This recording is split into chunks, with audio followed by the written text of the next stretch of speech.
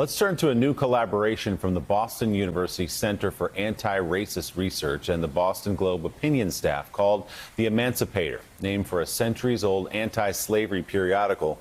The goal of the new media platform is to change the national conversation on racial justice. That call for freedom has continued to echo since the American Revolution. And I think that call for freedom will continue to echo in The Emancipator. Boston has such a rich and storied tradition with newspapers. Of course, the Boston Globe is part of that, but also part of that are the anti-slavery newspapers that were based here in the 19th century and that helped bring about abolition of slavery in the United States. And the two leaders you see right there of this new project join us now, Boston Globe editorial page editor Bina Venkatraman and professor in the humanities at Boston University, the founding director of BU's Center for Anti-Racist Research, Ibram Kendi X. He also is the co-editor of the book titled 400 Souls, Community History of African America, 1619 to 2019. Gene Robinson back with us as well. Good morning to you all. Bina, tell me about this initiative from you and Ibram and from Boston University and the Boston Globe. What's the objective here? The idea here is to resurrect and reimagine the powerful abolitionist era newspapers that in the 19th century helped provide a platform for voices, important debates, important thinking on abolition and the end of slavery in the United States, to analogously do that in the 21st century for the conversations that need to be had on racial justice. And we see this as a reframing from a lot of the debates that are happening in opinion sections of news organizations today, which is to say, instead of asking the question of whether there's a problem with racism in this country or whether we should do something about it, we're shifting that Overton window to say, actually, let's accept that we have a problem and that we ought to do something about it, and that it's an urgent problem, and it's been an urgent problem for 400 years in this country. And let's shift it to how do we solve that problem? What are the important conversations? What are the solutions? What is the scholarship, importantly? And that's why we're partnering with Boston University on this, that can inform a robust debate and conversation that moves us towards that racially just society. Gene Robinson will give you the next question. A question for Ibram.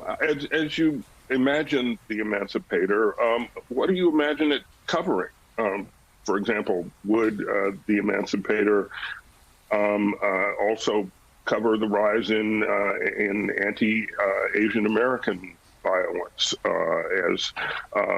as part of the crusade against racism? Would it, or would it be more about ideas than events? How do you see it going forward?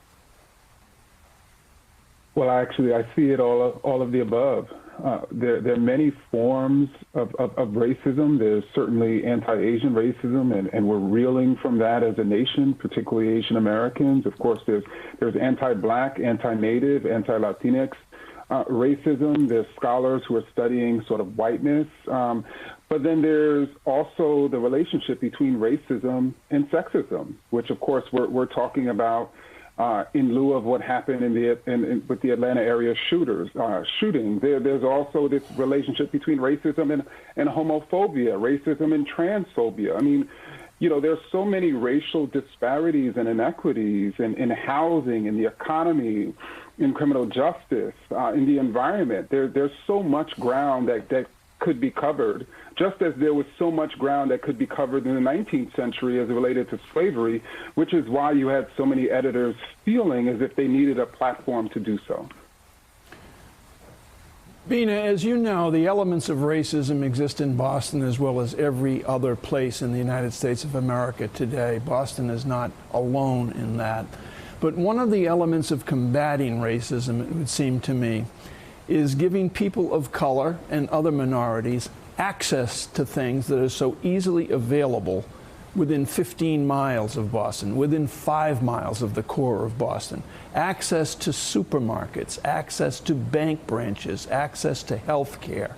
And in Boston, it was only relatively early, or relatively a little while ago in terms of the way we measure history, that places like Roxbury, home to a large Black community, had such access. So what does this, what you're doing, with Dr. Kendi. What does this do to enhance elements of sidewalk access to things that other communities take for granted?